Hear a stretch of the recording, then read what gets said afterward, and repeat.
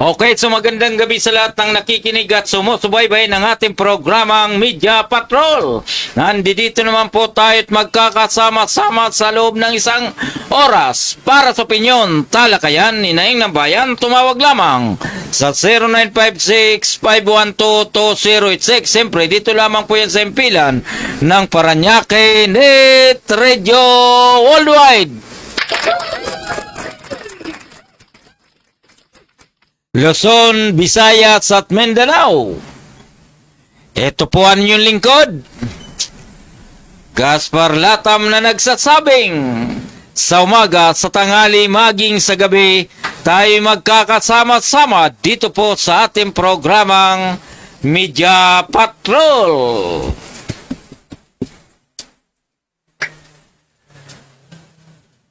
Ngayon po ay Friday, September 26.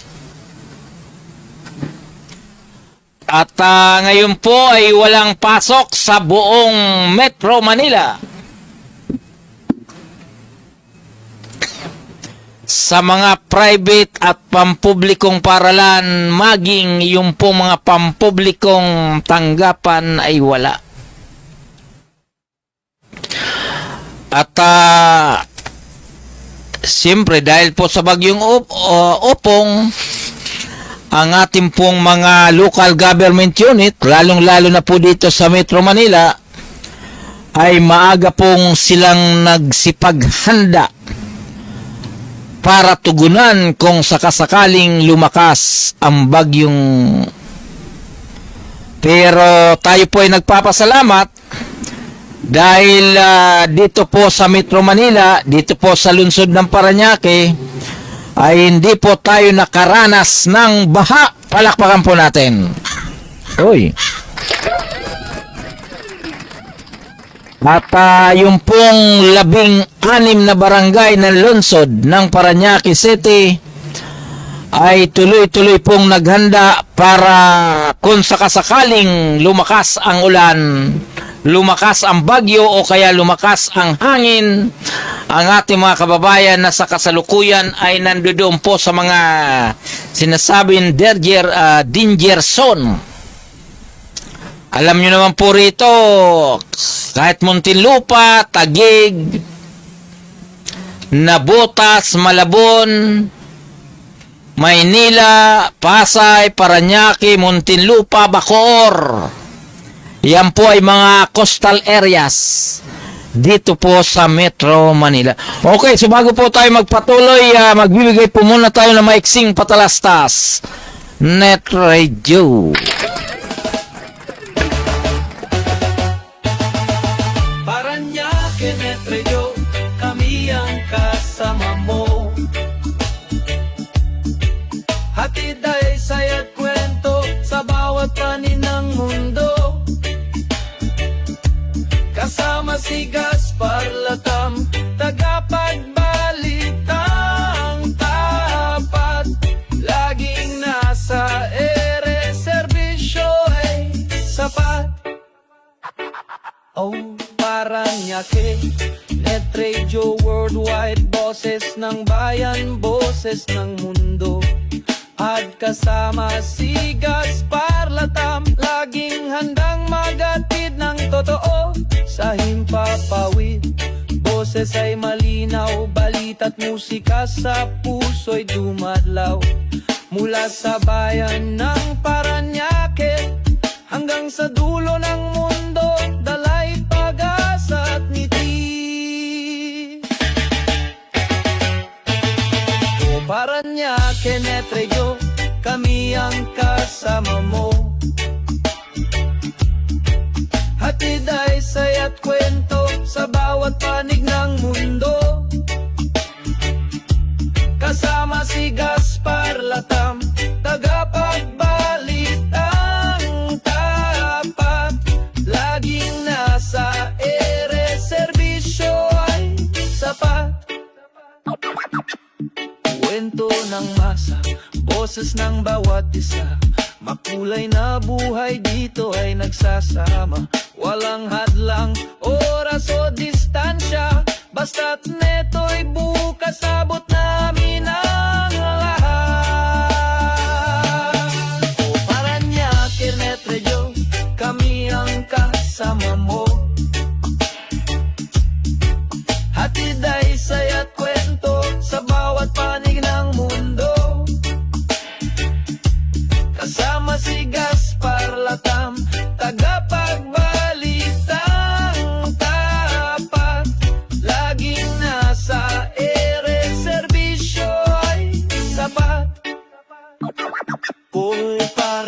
Paranaque Net Radio Worldwide, boses ng bayan, boses ng mundo. Pagkasama si Gaspar Latam, laging handang maghatid ng totoo.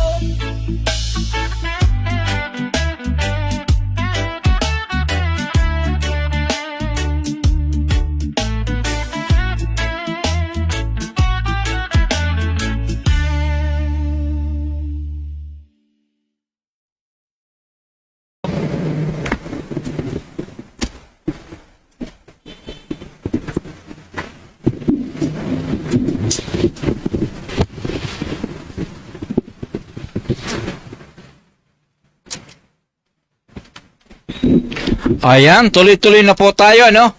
At para sa mga headlines ng mga balita ngayon, Chess Bong, Nancy at Dibapa, sinangkot sa kickbox sa DPWH. 4 na ang nasawi sa pagsabog ng paputok sa Valenzuela. Mga kongresista at di senador laman ang laman ng kompyuter ayon kay Hernandez. Code white alert, itinas na ng DOH sa bagyong Upong. At yung pong bagyong Upong, pasalamat tayo dahil dito sa Metro Manila ay tila umalpas. At yung pong tinamaan diyan po sa Region 5, diyan po sa lugar ng Masbate, talaga naman matindi po ang pinsala, no? Itong sinasabing Marikina Solon, kinasuhan ng 2 babaeng pulis ng tinatawag na sexual assault. Ang hirap naman ito, no? Dating Supreme Court spokesperson, itinalagang executive director ng ICI. Pagtawag ng Luten kay PBBM, LUIQ, kinundi na. At para naman po sa ating mga atleta at saka sa ating mga artista, Jessica Sanchez, grand winner ng EGT. Duna, nadurog ang puso, nag-ayuda sa mga kariton vendor. Nadurog ang puso. Alex Iyala, ikinasang quarterfinals, Bert sa China. At ito pong si Vice may pasaring. Ito pong si Vice Ipal. Talaga naman, yung pong mga nagsipagsali doon sa rally, nasa kasalukuyan na tila problema pa nila yung kanilang mga sa susunod, yung mga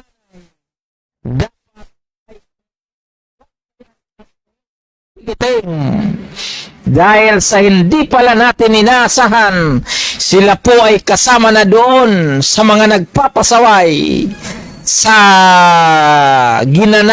ginawang rally para sa kontra doon sa mga inotel. Okay, tuloy.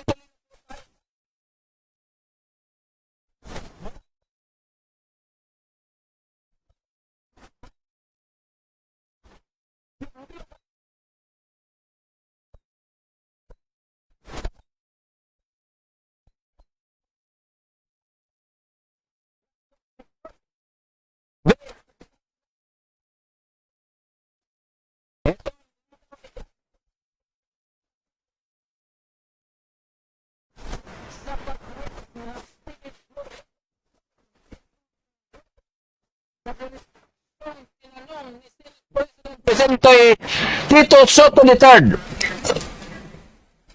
Ang banggit niya po ay siguro yung laman po ng computer ko. Actually, may mga congressman po na nandun ay hindi po senador. So nilinaw po ni Bryce Hernandez na laman ng kanyang computer ay hindi mga pangalan ng senador, bagkos ito po ay mga kongresista. So ito pong balita natin, batid natin na alam na natin. Pero gusto pa rin po natin na dahil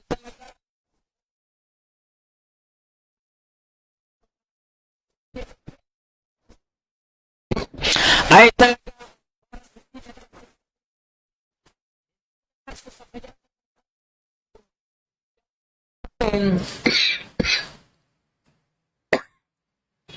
yan po sa Senado.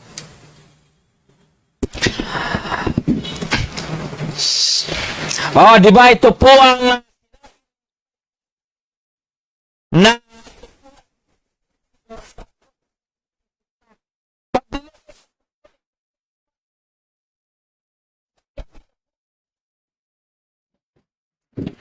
tila nagkaka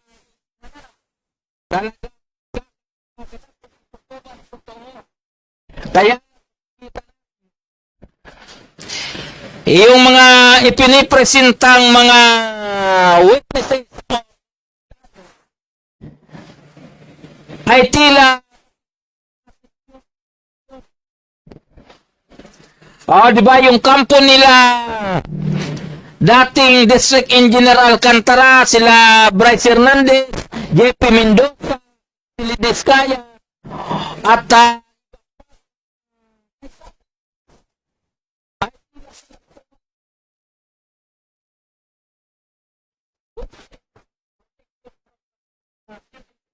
program na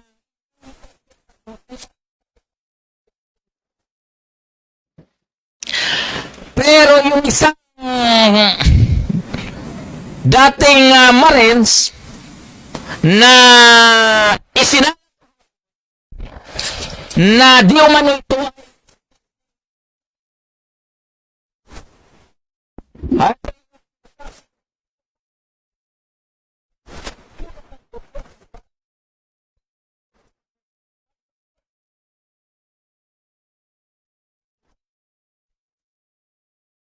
siniw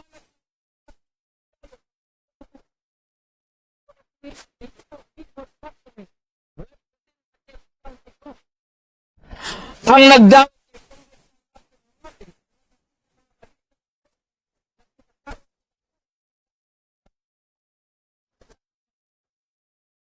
ayun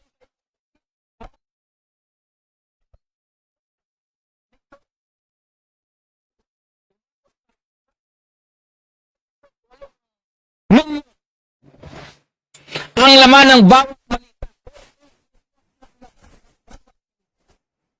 higit mo mismo ang dilemma ng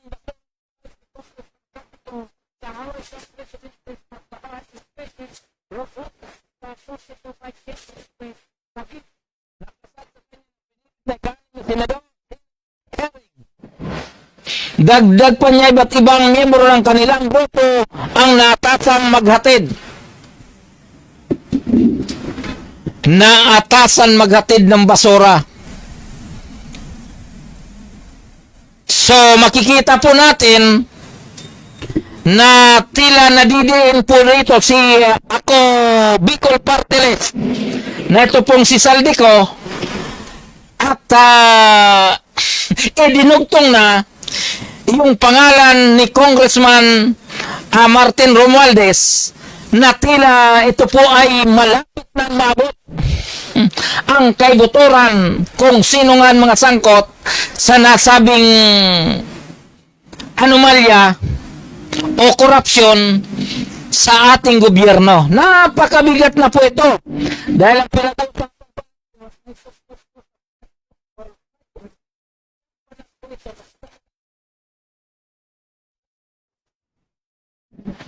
so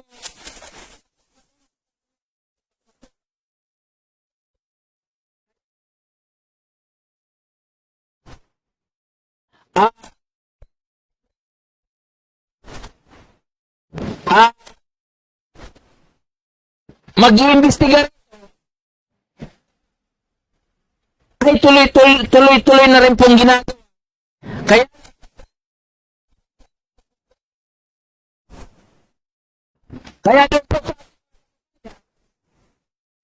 hanggat maaari wag po tayo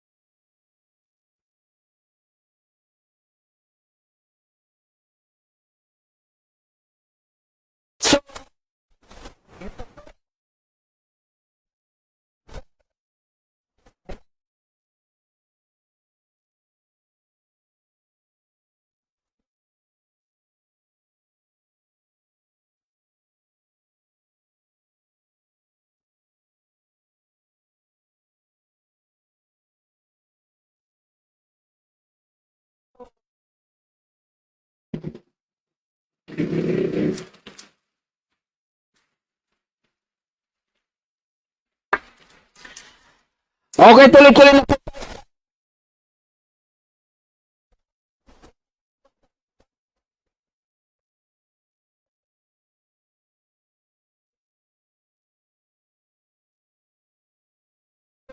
Secretary Roberto Bernardo sa pagdinig ng Blue Ribbon Committee kahapon sina Senador Chis Escudero, dating Senador Bong Revilla Jr., Nancy Binay, Congressman Elizaldico at DepEd Secretary Undersecretary na ito pong si Triggs Oliver. Ibinunyag ni Bernardo na sinabi sa kanya ni dating District Engineer Henry Alcantara na hinihingian siya ni ko ng 25% na komisyon mula sa proyekto kung saan anya topper na rin ang paghahatian nila ni Alcantara. Sinangkot din ni Bernardo si Escudero kung saan ginit niya na siya mismo ang nagabot ng 160 million katumbas ng 20% ng 800 million halaga ng mga proyekto ng pamalaan sa kaibigan at campaign contributor ni Escudero. Noong 2024, makipagkita siya kay Revilla at nagbigay ng listahan ng mga proyekto na ipinasa sa kanya ni Alcantara at humiling ng komisyon at pinayagan ng 25% mula sa kabuuang halaga ng proyekto na tinatayang nasa 125 million. Pinaliwanag ni Bernardo na siyang tumanggap ng perang nakolekta ni Alcantara at siya rin ang nagbihati din nito sa bahay ni Revilla dyan po sa Cavite. Binanggit din niya na ang karagdagang contribution ay para sa muling pagtakbo ni Revilla sa Senado.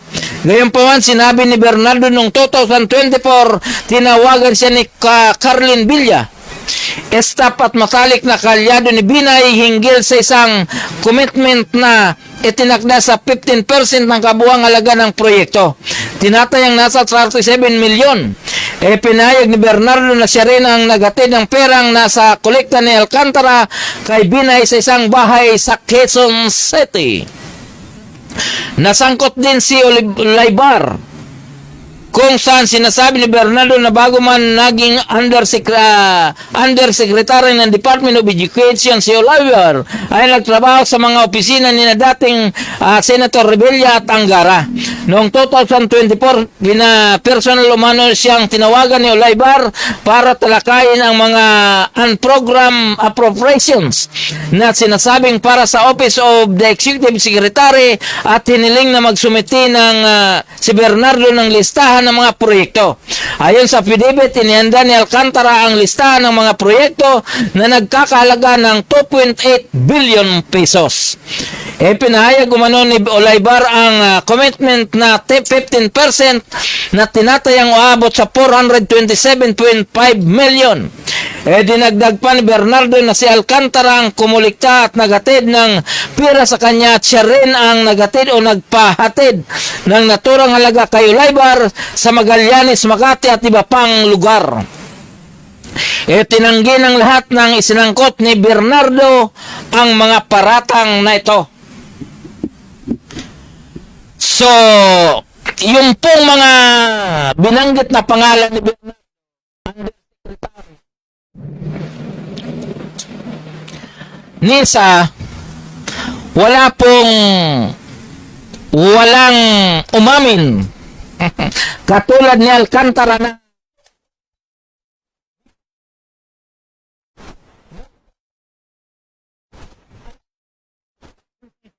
ng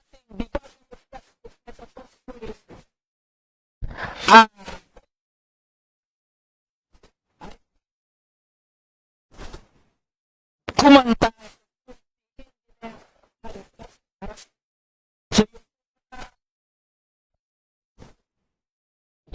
kasama na po si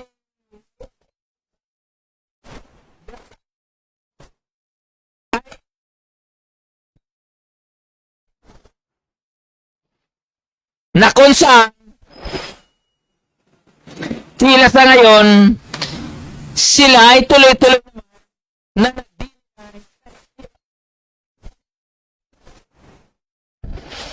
at wala sila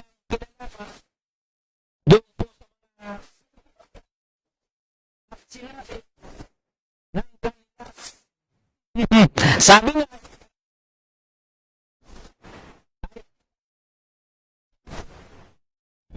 ah,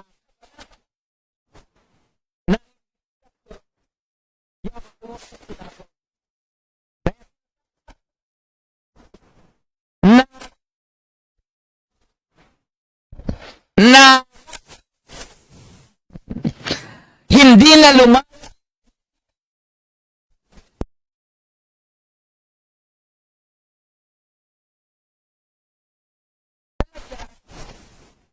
ay tila tuloy-tuloy na nadadagdagan. Yung po ang mabigat doon. Oh, di ba mabigat po yon. Kaya doon po sa ating mga kaibigan, kasama na po rito si Ed Borosas. Regards ko po kayo at maya-maya po ay kayo magre-report. At sabi naman po nitong si Mace kay Keanu Oliver, nawawala po pa ang sounds. Ayan, so mukhang nawawala. Audio off and off, sabi ni Ed, tama. So,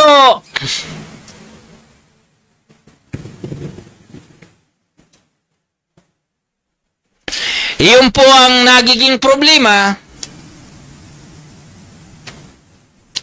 Yan po sa nagaganap na investigasyon diyan sa Senado. Okay, doon po sa ating mga kaibigan, Luzon, Visayas at Mindanao. Ang oras po natin ay ganap ng alas 7:56 ng gabi at tayo po ay muling magbibigay ng isang patalastas, Chairman Patalastas Place. At pagkatapos nito, ito pong si Ed Samaniego Pangilinan, siya po ay magbibigay ng ulat mula po dyan sa lungsod ng Maynila. Sabi nila kung gagamit ako ng coke, makakapag-party ako buong magdamag. Ang ganda. Salamat, ma'am. Sige, anak. I love you. Mag-enjoy tayo mamaya. Okay ka lang ba? Oops, teka.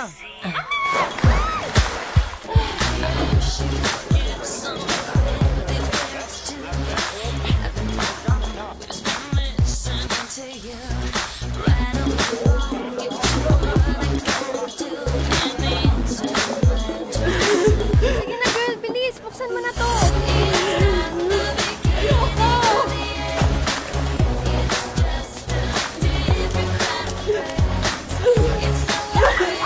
Sabi nila kung gagamit ako ng coke, makakapag-party ako buong magdamag. Nagsinungaling sila. Alamin ang katotohanan tungkol sa cocaine.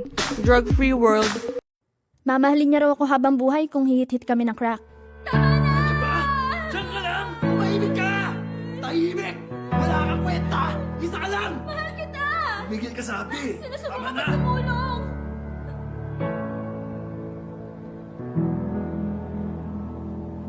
Nasaan ang pera? Oo, ito na. Bakit mo siya tinatanong? Ha? Tignan natin. Sige. Sikwenta.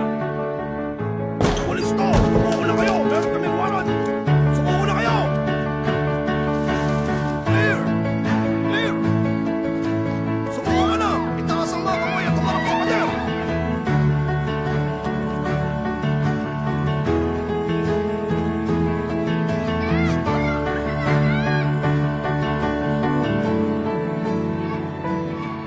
Mamahalin daw niya ako habang buhay kung sasabayan ko siyang humit-hit ng crack. Nagsinungaling siya. Alamin ang katotohanan tungkol sa crack. Drugfreeworld.org. Yes, sir, pasok! Gerald, pakiano nga ito. Bakit nawala? Pakitawagan ulit. Hello, Sir Ed!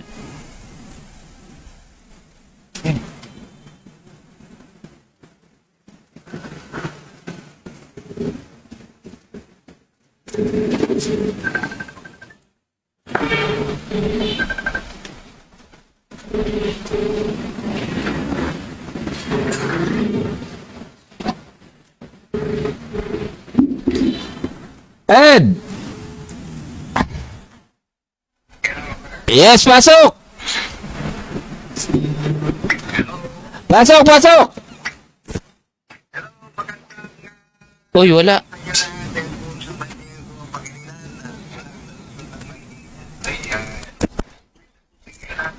Patay sindi, no? Mamaya malakas, mamaya mahina. At ayun, apektado lahat ang mga ginagawa ng mga tao rito sa lungsod ng Maynila. Anyway, meron tayo reports, ano, yung kahapon may magandang pinuntahan ako, no, yung media coverage. Ito yung Mooncake Festival ng lungsod ng Quezon sa pinamumunuan ni Mayora Joy Belmonte, sampunong mga samahan ng mga Chinese Filipino Association.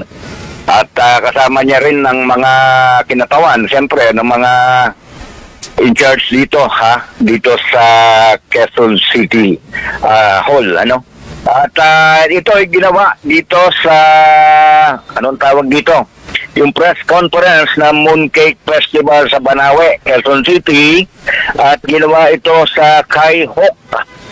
Kai Hok Restaurant, second floor kami, no? Dito sa Banawe, corner Del Monte Avenue, kahapon, At ang actually itong Moonwalk Festival ay pangalawang very important event o kultura na ng mga Chinese bago anong tawag dito, Chinese New Year, ano? So, very important sa kanila to kasi at the same time, ito yung mga family bonding at tungkol sa pamilya, lalo na ng mga Chinese communities. Siyempre, kasama na rin yung mga Filipino-Chinese communities kahit na hindi in-check, ano? So, maganda, no? Maganda nangyari at ito'y magkakaroon ng pagtatanghal, cultural giant mooncake display, record-breaking tradition o dice game, lantern show, evening act, at mga Instagrammable galleries. Ito gagawin sa linggo, Sa linggo actually, ang start nito, whole day aperto. So, we are invited, na lalo yung mga media, ang gusto mag-cover dito. At tampok din dito ang special na participation o pagtatanghal ng artist na si Richard Yap at Makoy De Leon. Sabi rito, ito ang unang beses na idaos ng lokal na pamahalaan ng pagdiriwang na kinikilala bilang pangalawang pinakamahalagang kapistahan ng mga Filipino-Chinese, ano? So, ayon kay Honorable Mayor Joy Belmonte, ang selebrasyon ng Mooncake Festival ay sila ng hakbang ng lungsod upang higit pang maitaguyod ang lungsod ng Quezon City, lalo na in particular itong Banawe. Ito na ngayon ang Chinatown district, compared to Manila, sa Binondo naman, So ito yung sa Quezon City. So kasama ni Mayor Joy, sila Mr. Rorbic Cheng, Pangulo ng Quezon City Association of Filipino-Chinese Businessmen Incorporated, mga kinatawan ng Quezon City Chinatown Development Foundation Incorporated. Ayun nga, yung sabi ko kanina, yung mga opisyal ng pinuno ng lokal na pamahalaan. Sayang, kasi may nadali yung padala ko ng in fact, may mga videos ako nito dyan na pinadala. At siguro kinapos tayo ng oras, sa mga photos, Anyway, siguro by next uli, pwedeng siguro ito, Pwede nating magawa ng, di ba, sir, Yes, okay. Uli, gawa natin ng Pwede, reports, pwede. Pwede. Oo, yun, maganda. So, expect sa Sunday, Kaya lang meron tayong sa hapon, Meron tayong, anong tawag dito, director's meeting. Anyway, kung anything goes, sir, kung ano man. At meron din akong inatinan, yung pangalawa, dito naman sa Crown Plaza, kahapon din, Crown Plaza, dito sa may Robinsons, yung pag-aari ito ni Gokong Wei, di ba? Robinson, Manila. Opo, yun. At ginawa rito, dito kami sa 4th floor, yung recognition naman, o press conference ng 2024 top performing agencies. Top performing agencies in the GAD budget. Alam nyo yung GAD budget is the Gender and Development Budget Policy, So, dito concerning mga women under the Philippine Commission on Women. So, napakaraming binigyan ng awards, kasi siyempre, binigyan ng awards kasi may mga percentage na binibigay siya sa mga nito, yung Philippine Commission on Women sa GADS, that may certain budget allocations doon. So maraming pinawag gaya ng Bureau of Customs, maraming PCSO, to name a few, no? At mga iba pang anong tawag dito, mga agencies ng gobyerno. So napakaganda, no? At ang mga guest dito ay si ASEC Janet Armas, Assistant Secretary ng Department of Social Welfare and Development, Dr. Juan Alfonso Perez Deport, Division Chief naman ng Health Planning Division ng Department of Health, Yusek Marie Teresa Dizon de Vega, ang Yusek for Administration Chairperson of DPPS ng Department of Foreign Affairs. Nandun din si Attorney Richard Palpalatok, no? So yata magiging guest natin sa anniversary, sir, no? Yes. Si Attorney Richard Palpalatok ng Commission on Human Rights, no? Ayun, no? At nandun din siya at pagkatapos siya nagkaroon ng ng press conference afterwards, At yun na nangyari. At nandun si ASEC Armas, ASEC Villa Beltran, mayroon daming mga rito involved na agencies. So yun lamang. At may pandagdag ako, no? Kasi merong dito bukas, may event sa Dapo Restaurant. Okay, Dito tuloy-tuloy sa, lang. Quezon City. At ang guest dito ay si Yusik Irene Dumlao, At ang anong tawag dito, yung pag-asa. At tungkol naman sa weather conditions at sitwasyon, mga nangyayari tungkol dito kay Bagyong Odong. So pagsamantalayan lang muna at tumumuli si Edmond Samanyeg Pangalinan ng PDMSI, Director ng Lungsod ng Maynila. Bye. Sir Ed, sir. lang bukas kung makating ka sa nabanggit na media forum, pakitanong nga po itong si Irene Dumlao kung nagtrabaho siya ng SSS Makati, ha? Pakitanong lang kung nagtrabaho nga po siya. Ano tatanong ko, sir? Tanungin niyo po kung naging siyang empleyado ng SSS, ng Social Security SSS? System, o kung nagtrabaho siya dati. Kasi naalala ko Sa Makati, sir. kung nasa siya sa SSS Makati noong mga 2004 siguro. Paki-double check lang kung sakali. Kung nagtrabaho Okay, siya sir. bago siya napunta ng DSWD, ha. Kasi may naalala ko dati. Bagitin ko. Okay. Thank you. Ito pong ating narinig mula po dyan sa Manila. Ito pong ating kasamang PDMSI Director Ed Samaniego Pangilinan.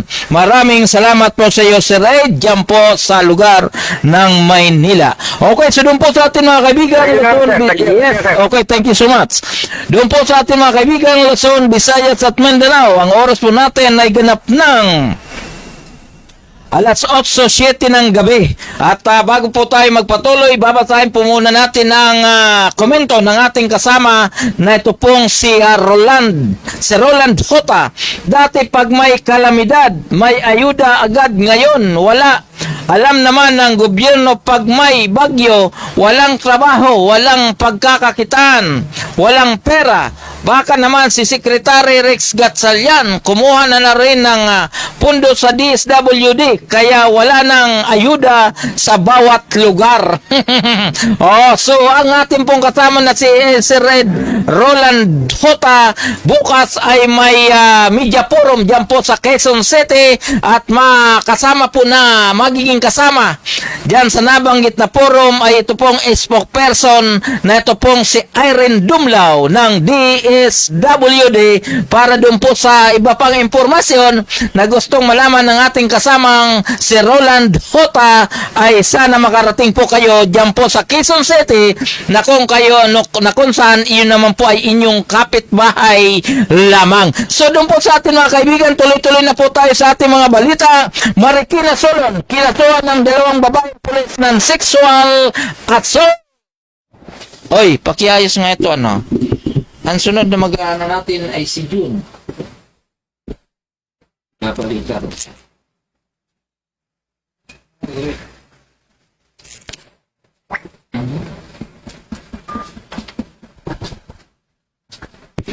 Ayan, para sa mga detalye ng ating balita.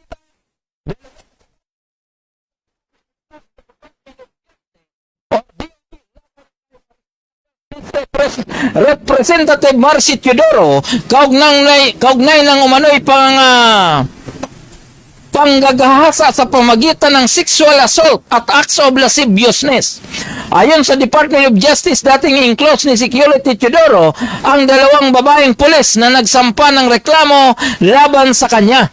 Isang nagsabing gumawa ng mambabatas ng acts of lasciviousness na pinarurutan sa ilalim ng Article 336 ng Revised Penal Code, habang ang isa naman na munang idinestino sa asawa ni Teodoro bago siya inilipat sa mambabatas ay nagsabing biktima siya ng rape by sexual assault at iba pang kahalayan.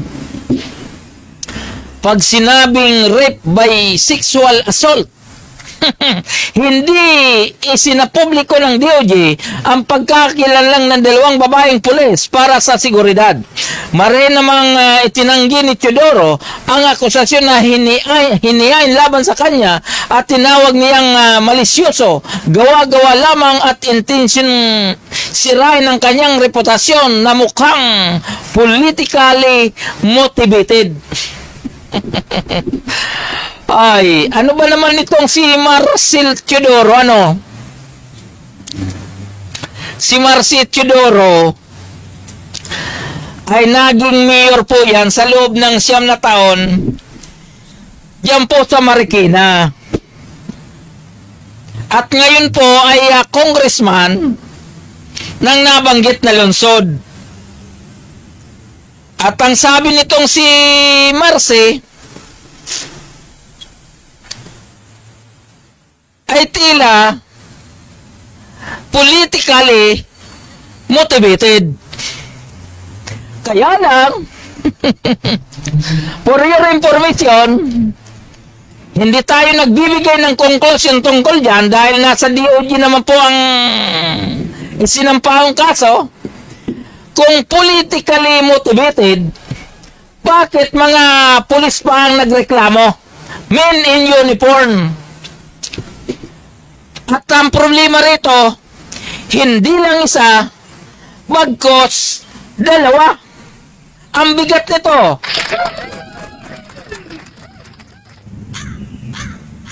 O, di ba kasi kapag pulis,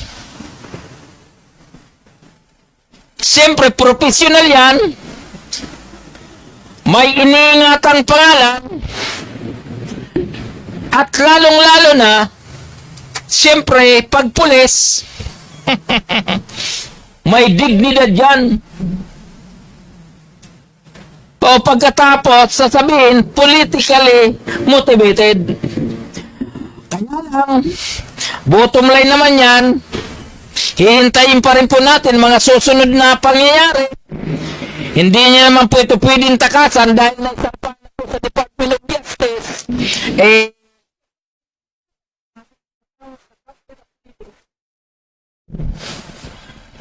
Para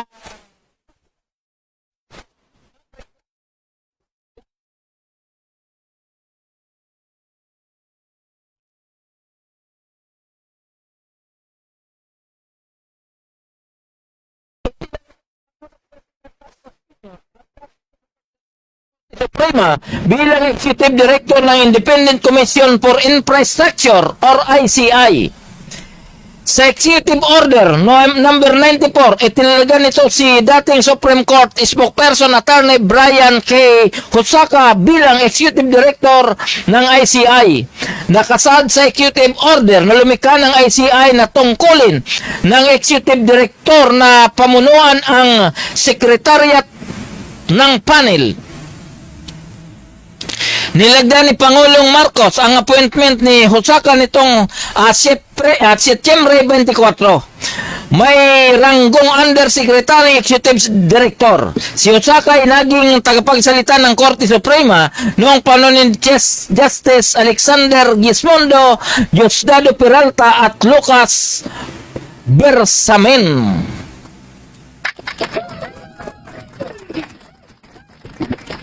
Tila palalakasin po yung ICI. Ito pong tinatawag na independent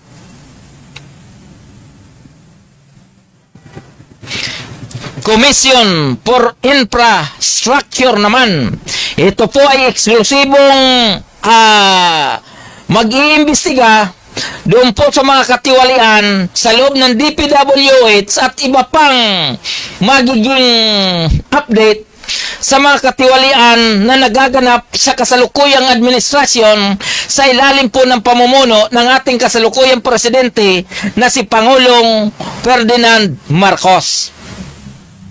Nakakalungkot lang po kung ating pong iisipin dahil mula sa simula, kaya po nagkanda anong tawag doon? Kaya po nagkanda expose ang mga katiwalian po na ito na talagang bumigat ang kalooban ng bawat Pilipino dahil sa sa loob ng DPW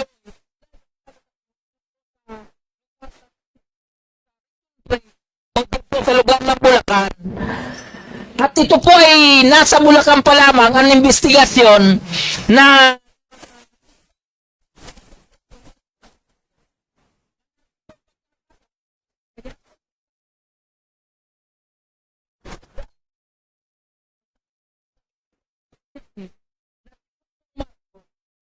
mismo ang bumisita doon sa Bulacan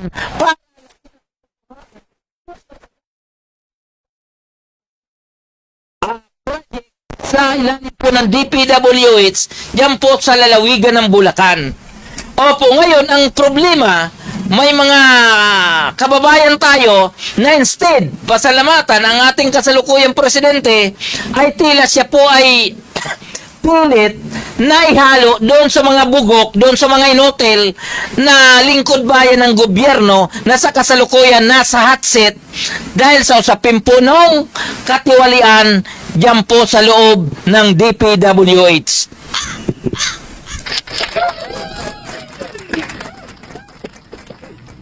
Okay, tuloy-tuloy na po tayo sa ating mga balita. Apat lang nasawi sa pagsabog ng paputok sa Valenzuela. Umakyat na sa 4 katao ang namatay sa naganap na pagsabog sa imbaka ng paputok nitong Miyerkules ng tanghali sa Valenzuela City. Sa ulat alas 4:52 ng hapon ng Miyerkules, nang idineklarang patay ang 2 taong gulang na batang lalaki habang nakaratay sa Valenzuela Medical Center, habang alas 9 naman ng gabi ay idineklarang patay ang 13 taong gulang na batang babae na ginagamot sa Tondo Medical Center. Una nang idineklarang patay ang isang kambal na babae na 7 taong gulang matapos na magsabugan sa kanilang bahay sa Batimana Compound, Barangay Marulats, Valenzuela City. Ito po ang mabigat dahil ngayon po ay September na, malapit na po yung malapit na po yung December at saka January, yung bagong taon. So yung po ang ating mga kababayan na tila nagsisimula na sa manufacturing ng mga paputok, ay ito po ay may tuturing natin na isang trahedya na naganap dyan po sa lugar ng Valenzuela City. At bago po tayo patalastas, Mr. Chairman, patalastas please. At pagkatapos nito, maririnig po natin ang ulat mula po sa ating kasama na itong si John Osorio mula po dyan sa lugar ng Pasay City. John, pakihanda. Paranaque, Netreo, kami ang kasama mo. Hatid ay saya't kwento sa bawat panin ng mundo. Kasama si Gaspar Latam, tagapagbalitang tapat. Laging nasa ere, serbisyo ay sapat. Paranaque, Netradio Worldwide, boses ng bayan, boses ng mundo. At kasama si Gaspar Latam, laging handang magatid ng totoo sa himpapawid. Boses ay malinaw, balita't musika sa puso'y dumadlaw. Mula sa bayan ng Paranaque hanggang sa dulo ng mundo, dalay pag-asa at ngiti. Paranaque, Netrego, kami ang kasama mo. Hatid ay saya't kwento sa bawat panig ng mundo. Kasama si Gaspar Latam, tagapagbalitang tapat. Laging nasa ere, serbisyo ay sapat. Kwento ng masa, boses ng bawat isa. Makulay na buhay dito ay nagsasama. Walang hadlang, oras o distansya. Basta't neto'y bukas, abot namin ang lahat. O Paranaque, Netrego, kami ang kasama mo. Hatid ay saya't kwento sa bawat panig ng mundo. Kasama si Gaspar Latam, tagapagbalitang tapat. Laging nasa ere, serbisyo ay sapat. Kung Paranaque, Net Radio Worldwide, boses ng bayan, boses ng mundo. Pagkasama si Gaspar Latam, laging handang maghatid ng totoo.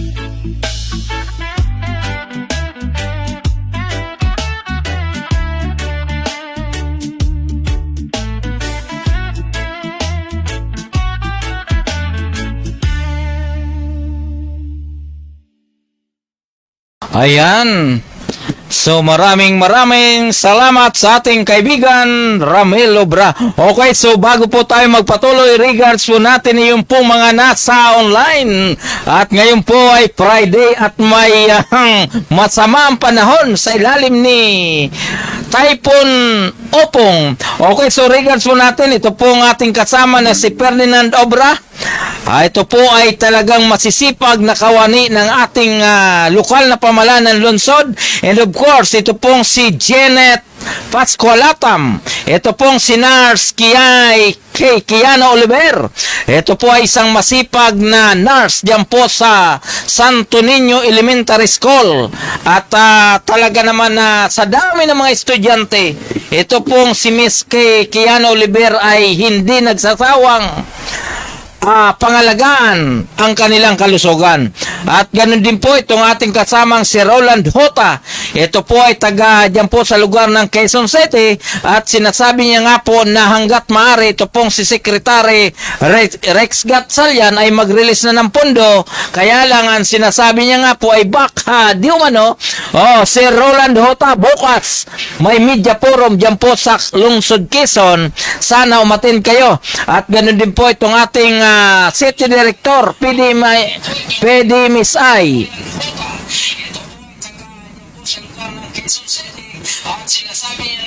Yan po sa lugar ng Quezon City na ito pong si Roland Hota.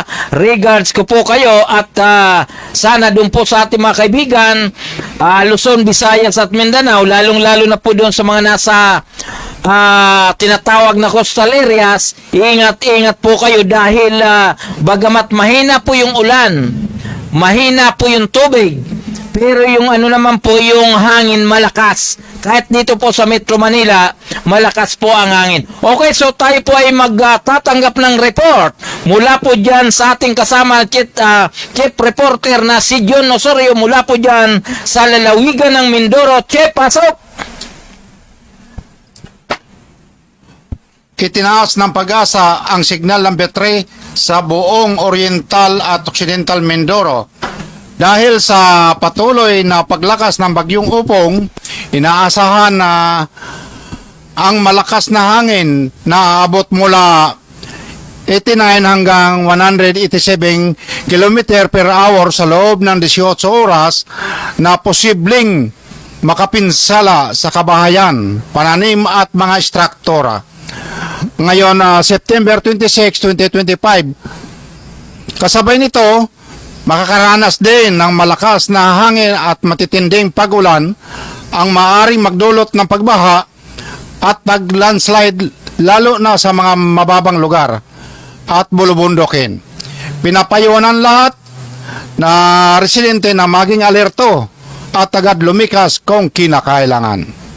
Pinaghahanda na rin ang mga lokal ng pamahalaan tulad ng DRRMO para sa posibleng pinsala na may dudulot ng bagyo.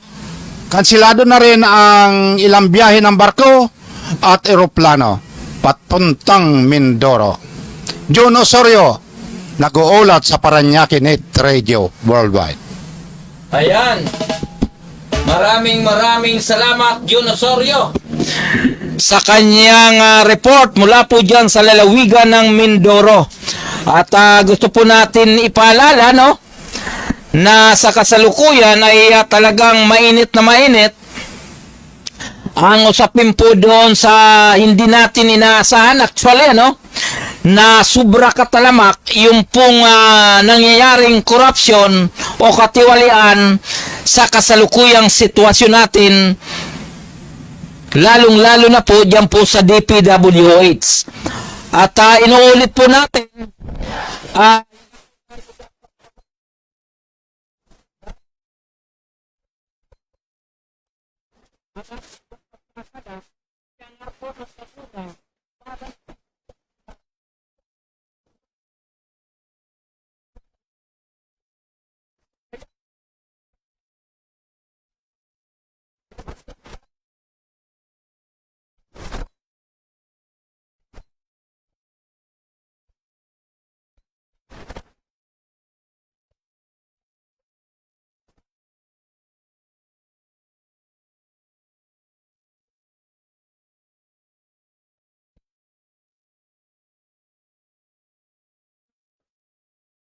sila po ay sasampa ng kaso sa korte. Iyon naman po ang malinaw po dyan. Kaya mayroon na po tayong independent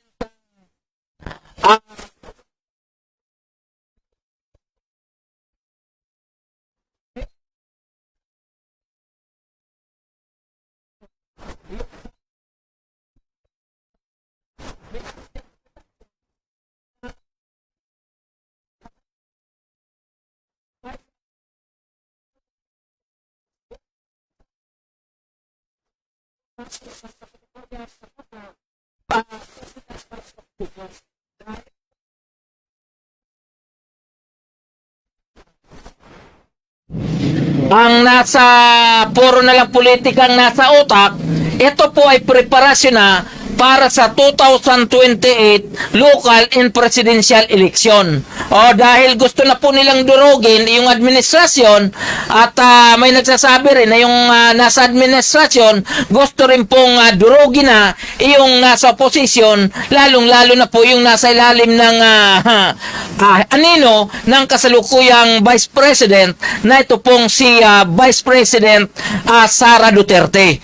Sa kapag ganyan po ang pananaw ng ating mga kababayan ay mula po ngayon 2026, 2027, baka hindi na po makuha ang tuwid na kaganapan o baka hindi na po makuha ang tuwid na resulta kung ganun po ang takbo ng ibang politiko at ganun din po yung ibang sympathizer ng mga politiko na nililigaw na po ang katotohanan. So, bilang tayo po ay mamahayag, ako naman po ay naniniwala na tayo po ay doon sa tuwid na pamamaraan, hindi po natin babaliin yung batas na kita nyo na po isang senador sa pamagitan po ni, alam po natin, ito pong si Idol Erwin Tulfo naman, alam po natin na bigating senador yan, bigating mamamahayag, pero pagdating po sa Senado ay tila nawindang ang kanyang kaisipan at nabitawan niya po yung salitang pwede daw pong baliin ang batas para sa usapin ng mga kaganapan diyan po sa Senado na supposed to be, ito po ay hindi dapat mangyari dahil kapag batas ay mananatiling batas yan. Ngayon, kung magkaroon po ng pre-agreement naman, pre-arrangement na hindi pa po nakapasok sa korte, hindi naman po siguro masama, katulad po nung sinasabi ni Boying Remulla na kung sakasakaling gustong ibalik ng pera ng mga nasasangkot sa katiwalian, katulad ni Bryce Hernandez, nila yung mag-asawang Diskaya, kung sila po ay mag-offer na ibalik yung mga ninakaw na hindi pa dumarating sa korte, hindi naman po siguro masama yun dahil nga po yun ay civil naman na pwedeng pag-usapan sa labas, lalong-lalo na po dyan sa loob ng Senado. O, di ba? Kaya hindi nagkasundo yung dalawa sa pagitan ni Marcolita, ni Makulit, at saka po itong si Boying Remulla, dahil ang gusto ni Marcolita, yung pagsauli daw ng mga ninakaw, dapat daw po sa korte na daanin. Hindi daw pwedeng daanin sa labas ng korte. Samantalang sinasabi naman po ni Remulla, kung pwede naman sa labas, bakit hindi isagawa? Katulad nung sinasabi sana ni Tulfo na dapat hindi pwedeng baliin ang batas sa pamagitan ng pre-arrangement naman kung sakasakaling nagkaigi yung magkabilang panig. O, di ba? Kaya lang, ito pong si Makulit, ito pong si Marcolita, ay masyado po talagang magaling sa batas kahit i-itemize mo, siguro tao niya po si Diskaya, kung maagang isasauli ang pera ng pamilya Diskaya, kung sino man gusto magsauli, baka, alam nyo na, pera ng pinag-uusapan, gusto masigurado ni Makulit, ni Marcolita na inside the court, dapat pag-usapan yung arrangement sa pagitan po ng prosecutor, ganun din po ng mga akusado o ng mga respondent o kaya ng mga accused tungkol po sa usapin ng tinatawag na korupsyon sa flood control naman.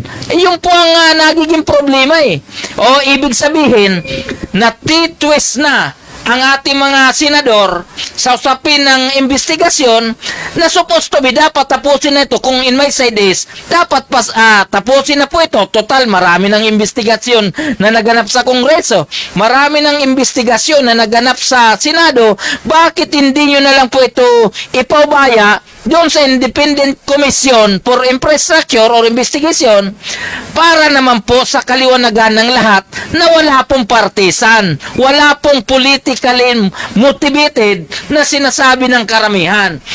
Kasi kapag political motivated po ito, palagay ko wala namang nangyayari sa investigasyon na yan, bla bla bla bla bla na yan.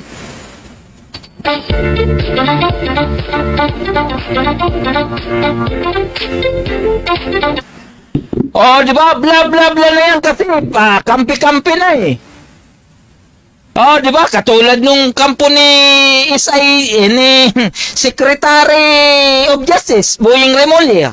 Di ba? Nandiyan na po sila Alcantara, nandiyan na po sila Diskaya, nandiyan na sila Bryce Hernandez, nandiyan na po si Yosek Bernardo at iba pa na tila isasailalim na po doon sa tinatawag na Witness Protection Program at yung iba naman na hindi sumali doon ay tila nasa kampo ni Marcolita na kung saan tila iba naman ang takbo ng utak for preparation na po ito para sa 2028 election.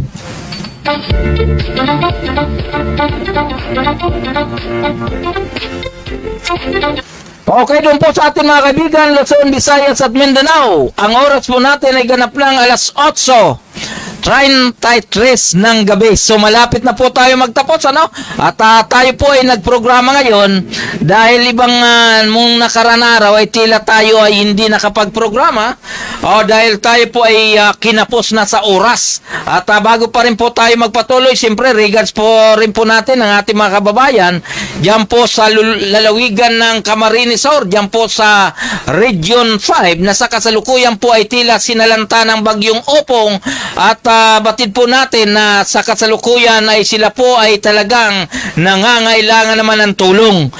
Sana manawagan na po tayo sa itong Ako Bicol Party List na ito pong si Saldico. Dahil sinabi na po nung witness na nag-expose ng iyong pangalan ay tila talagang bilyon-bilyon salapi ang pumasok diyan po sa inyong bakuran, baka naman pwede na yung mga na salanta ng bagyo diyan po sa atin sa Bicol region, baka maaga kang magbigay ng tulong. O total, tanggapin natin ang katotohanan, talagang nandiyan dyan ha. Hindi na po kayo makakaligtas, harapin nyo na ang katotohanan dahil ang sinasabi nga, kapag Bicol, Oragon. Harapin nyo na ang katotohanan, ito pong si Saldico. Tinatawagan po natin, ito pong si Manoy Saldico, kababayan po natin yan. Kung talagang ikaw ay Oragon, harapin mo ang katotohanan. Kung nagnakaw ka, di tanggapin mo ang hostisya at tanggapin mo ang badagok ng hostisya. Kung ikaw naman ay hindi nagnakaw, dapat humarap ka sa taong bayan. Hindi yung pasarap sa harap ka dyan sa Amerika o ibang lugar dyan sa ibang bansa. Pagkatapos yung mga kababayan dito sa Pilipinas lubog sa baha.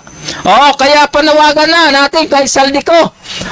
Saldico, saro kang Oragon, umuli ka na itigdi sa Pilipinas para harapin mo ang katotohanan dahil sa ginawa mong kapalpakan.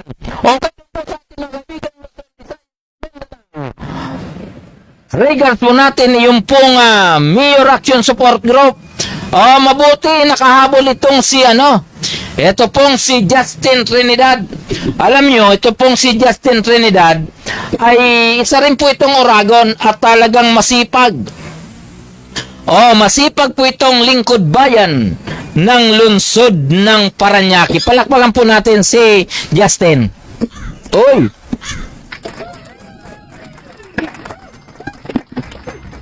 Diba? So,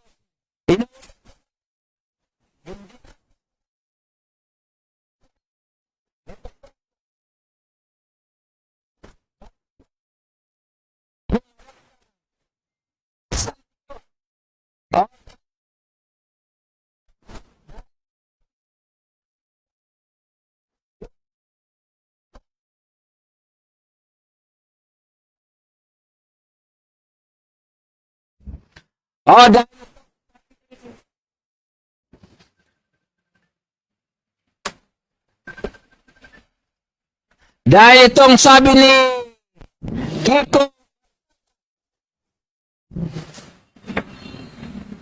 ay talagang dapat harapin mo na. Naman si imbes na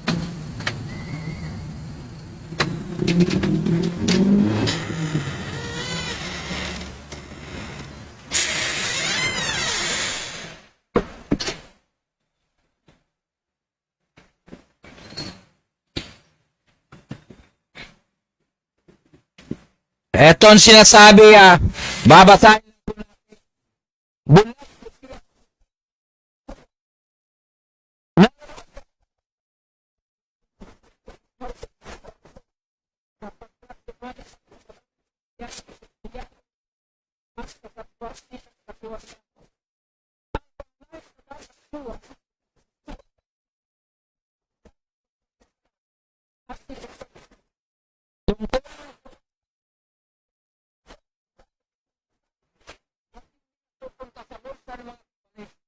kapag ang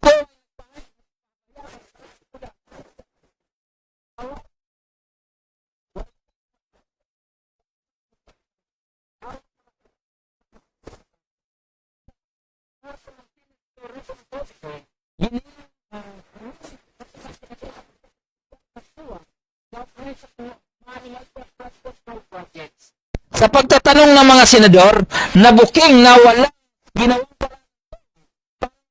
ng korupsyon, partikular sa Bulacan, kung saan maraming flood control projects.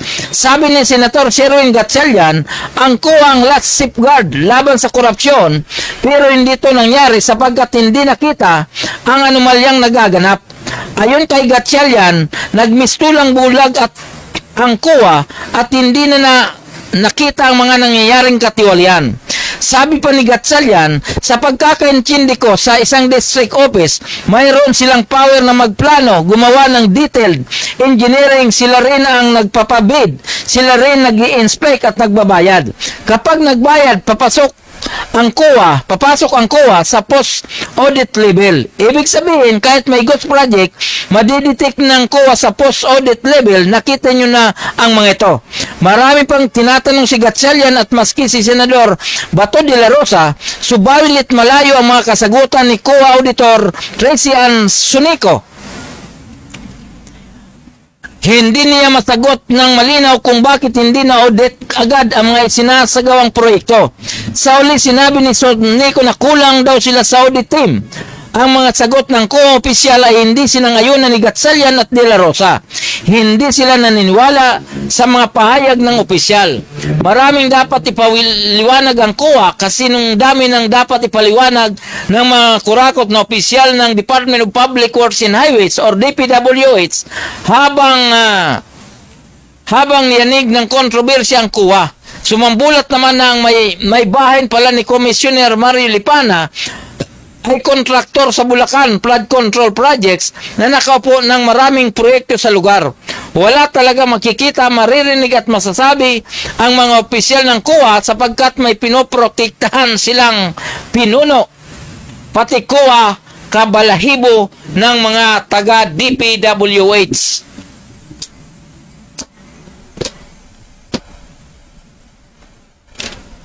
Di ba? Yung po ang mabigat. Pati COA, kabalahibo. Kabalahibo ng DPWH. At diyan po sa binitawang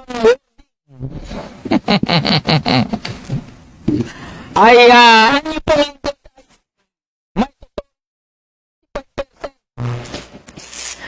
ay sumasang-ayon doon po sa binanggit sa ating binasa. Dahil Commission on Audit, dapat nalalaman din nila kung tama bang paggastos ng pera ng ating gobyerno. Di ba ang Commission on Audit naman, hindi lang po yan sa national level, national agencies, hanggang sa barangay level, ay sila po ay involved sa usapin ng pag-audit ng pera ng taong bayan. Pero, ang nangyayari nga, maraming mga proyektong nailulusot sa COA para nakaw o kaya makagawa ng kabulastugan sa gobyerno. Malinaw naman po yan. At mabigat nga po rito na ito pong si Lipana ay tila yung kanyang may bahay ay tila isang kontraktor din na supposed to be dapat hindi pwede dahil sila po ay mga officer ng Commission on Audit naman. Malinaw po yun. Kaya lang sabi ko nga, ghost project ang pinag-uusapan, milyon o bilyon ang halaga napunta sa ghost project na kung saan yung pong pinagkatiwalaang agency, ito pong DPWH, ay hindi na po na-check dahil yung pong departamento mismo, yun na po ang gumawa ng kalukuhan. Di ba? At batin natin na napuruhan ang Bulacan. Pero hindi lang naman po ang Bulacan, yung mga DPWH Bulacan ang gumagawa ng ganyan. Ang pagkakalam natin, bawat rehiyon, bawat district, ay ay nagkakaroon ng ganon. Kaya, kung kayo po ay taga sa usapin ng katiwalian,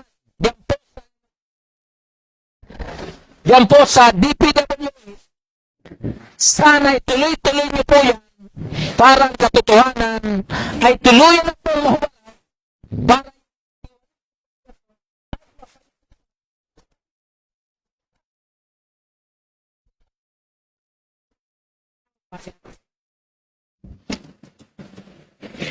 kasi Sabi nga po nila, kape. Itis pa, alam na yung katiwali.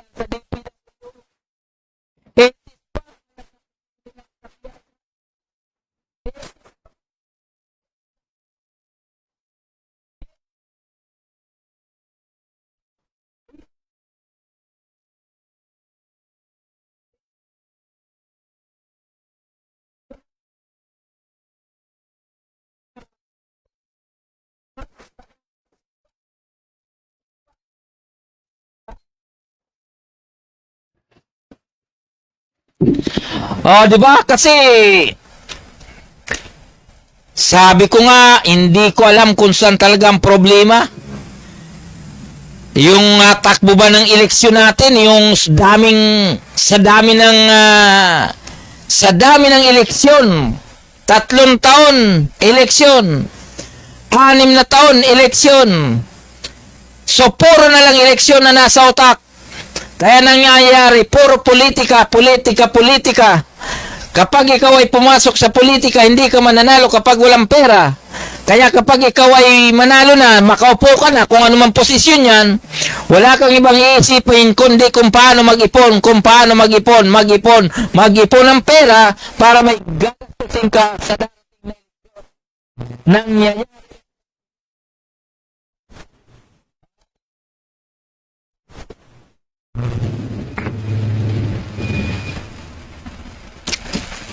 Sana hipuin kayo ni Lord na sana kayo po ay magbago na. Okay, doon po sa atin mga kaibigan. Luzon, Visayas,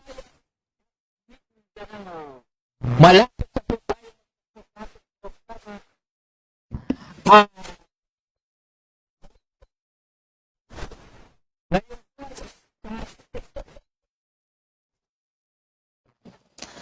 At sa mga gobyerno, walang pasok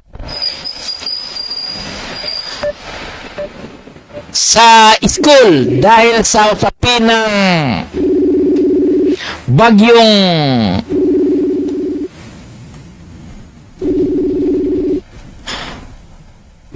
at mabuti ay umalpas ang bagyo. At dito sa Metro Manila, hindi tayo masyado nakaranas ng pagbaha. Hindi tayo nakaranas ng malakas na ulan. Bagkos ang ating naranasan ay hangin lamang. At ang maganda, yung pong ating mga nasa field, ang ating mga nasa barangay, lokal, ay magang nagsipaghanda na yung pong pwedeng tamaan ng agos ng tubig, yung pong mga nasa... Hello. Yes sir, pasok kung muli kang... Yes, sir. Gusto ko lang banggitin sana yung grupo ng Task Force Katanag na pinumumunuan ni Founder John Chong, ano? Ito ay busy rin since way back many years ago, no? Hanggang ngayon, sila ang ito actually basahin ko na lang yung grupo ng Okay. Yung tropa natin, no? Okay. Task Force Kasanag sumulat na sa DPWH upang aksyonan ang issue ng korupsyon. At mula noon hanggang ngayon, patuloy ang Task Force Kasanag o TFK International na pinamumunuan ni Founder President John J. Chong, aka Berdugo laban sa korap, sa paglaban sa korupsyon ng bansa. At malaking naitulong ng TFK para makatulong magkaroon ng ngipin ng kampanya laban sa katiwalian ng mga opisyal dahil kung bakit mapag-iwanan na ang Pilipinas sa mga karatig bansa. Ang pondong dapat sana ay nakalaan sa pagpapunlad ng ekonomiya ay kinukulimbat ng kawatang opisyal ng gobyerno. Ayon sa leader ng TFK na si Chong, ang grupo ay nangunguna sa paglaban sa korupsyon, krimen, iligal na droga at terorismo. Nasa TFK magkaroon ng mabilis na pag-uusig, pagsasakdal at paghatol sa mga tiwaling opisyal ng pamahalaan. At yun nga, sa letter of complaint ng TFP International kay Ombudsman Samuel Martinez o Martires, noong Hulyo 8 pa, 2022, ay pinaimbestiga na ang grupo ng Manupalyang Bilyong Peso Project ng ACT-CIS, Anti-Crime and Terrorism Involvement Support, Party List Representative Eric Goyap, Sunwest Construction and Development Corporation, Social Amelioration and Genuine Intervention of Poverty, SAGIP, Honor Congressman Elizalde Saldico, ng Ako Bicol Party List at Engineer Edwin Gardiola ng CWS Construction Workers Solidarity Party List sa posibleng paglabag sa Anti-Graft and Corrupt Practices Act. Pagkatapos ng press ko, noong ito, nandun ako no to, yung press ko na to, no? Noong July 15, 2022, ha? Inatenan ko to at yun nga, sumulat ang Task Force Kasanag kay Bureau of Maintenance Director Ernesto Gregorio Jr. ng Department of Public Works and Highways o DPWH upang ipaalam ang ngayon imbestigahan ng Rockfell Protection System. So, yan ang mga ginagawa nung Task Force Kasanag at malaking tulong ang ginagawa ng grupong ito sa pangunguna ng kaibigan natin si Founder John F. Chong, dahil mas mabilis na nalalaman ng pamahalaan ang mga katiwalaan ng ilang ahensya ng gobyerno. So inaasahan ni Chong na malalaman agad ni President-elect Ferdinand Bongbong Marcos Jr. Nakatatapos lamang ang inaugurasyon nung way back pa to, no? June 30, 22 at yun nga. At ngayon nga meron silang presently meron silang memorandum of agreement kasama yung DOJ at iba pang grupo na pirmahan sa pag-imbestiga dito sa mga maanumalyang mga transaksyon. Yan lamang at mula sa Lungsod ng Maynila, Edmund Samaniego Pangilinan ng PDMSI Manila Chapter Director. Okay, so maraming salamat kasamang Ed Samaniego Pangilinan dyan po sa PDMSI Director ng Lungsod ng Maynila. So maraming salamat at ito pong binabanggit niyang Task Force Kasanag ay niyo pong lingkod ay miyembro nito. At gusto po natin ipaalala kay ating founder president na si John Chong naman na sana ay tuloy-tuloy po ang kanyang hangarin na magkaroon ng pagbabago ang ating mga opisyalis ng ating gobyerno na sana ay mapigilan ang sobrang korupsyon sa ating bansa. Okay, doon po sa ating mga kaibigan, Luzon, Visayas at Mindanao, magtatapos na po ang ating programang Media Patrol at sa kasalukuyan nga po ay mayroon pong nakambang bagyo at tayo naman po ay nagpapasalamat dahil palabas na po ito pong bagyong Opong at yung pong ating mga kababayan na nasalanta ng bagyo lalong-lalo na po dyan sa lalawigan ng Camarines Sur dyan po sa Region 5. Ingat po kayo at inaasahan po natin at sana yung pong ating mga kasama ay maging ligtas sa anuman uri ng karamdaman at anuman uri ng kapahamakan. At batid po natin na sana yung pong mga nanunungkulan ay sana naman magkaroon po ng katotohanan ang ginagawang kasalukuyang massive investigation hinggil po sa nagaganap na katiwalian sa ating pamahalaan. Okay, so dito na po magtatapos ang ating programang Media Patrol. Yung pong ating mga kasama sa Unit 1, Unit 2, Unit 3, Unit 4, Unit 5, Unit 6 ng ating Paranaque Net Radio Worldwide. Regards ko po kayo at ganun din po ang ating kasama sa PDMI. At magkakaroon po tayo ng meeting sa darating na linggo, September 28, dyan po sa isang mall dito po sa lugar ng Paranaque. At ganun din po ang ating mga kasamahan dyan po sa lalawigan ng Cavite, Laguna, maging dito po sa lalawigan ng Rizal, and of course, dyan po sa lugar ng Bulacan, maging dyan po sa Pampanga, dyan po sa lalawigan ng Baguio. Regards ko po kayo. At ganun din po yung ating mga kasamahan dito po sa Metro Manila, mula po dyan sa Calawa, dyan po sa lugar ng Nabotas, Roland Piña, dyan po sa lugar ng Quezon City, Fred Lopez, and of course, dyan po sa lugar ng Valenzuela, Reden Oro, at ganoon din po dyan sa lugar ng Pasig City, ito pong si Gerald Nazaro, and of course, dyan po sa lugar ng Taguig City, na ito pong si Tin Gonzales, at ganoon din po ang ating kasama dyan po sa lugar ng Mandaluyong, ito pong si Doc Edward at si Doc Nel Silva, and of course, ang ating kasama dito sa lugar ng Pasay, ito pong si ito pong ating kasama na si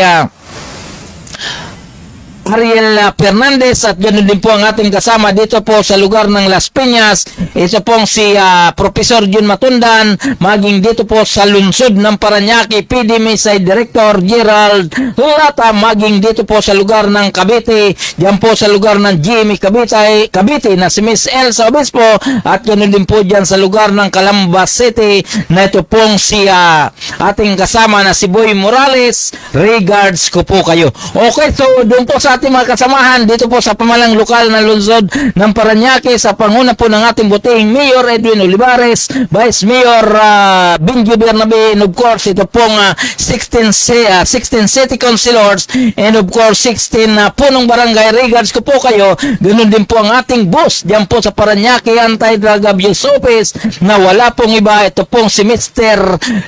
Christian Johannes Buhay. Regards ko po kayo. Okay, doon po sa ating mga kaibigan.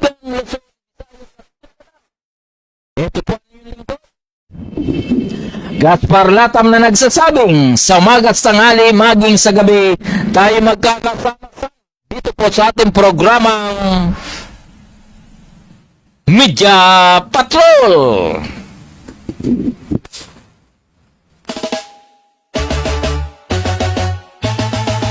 Paranaque Net Radio, kami ang kasama mo. Hatid ay saya't kwento sa bawat panin ng mundo. Kasama si Gaspar Latam, tagapagbalitang tapat.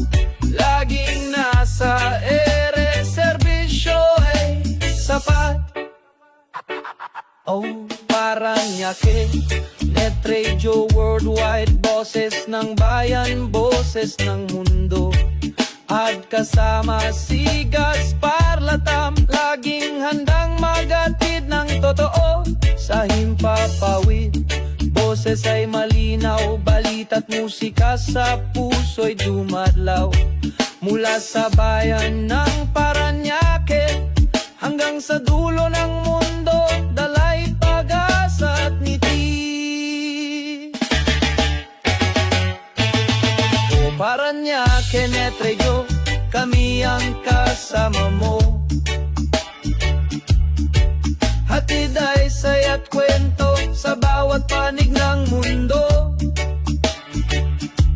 Kasama si Gaspar Latam, tagapagbalitang tapat. Laging nasa ere, serbisyo ay sapat. Kwento ng masa, boses ng bawat isa, makulay na buhay dito ay nagsasama. Walang hadlang, oras o distansya, basta't neto'y bukas, abot namin ang lahat. O Paranaque Net Radio, kami ang kasama mo. Hatid ay saya't kwento sa bawat panig ng mundo.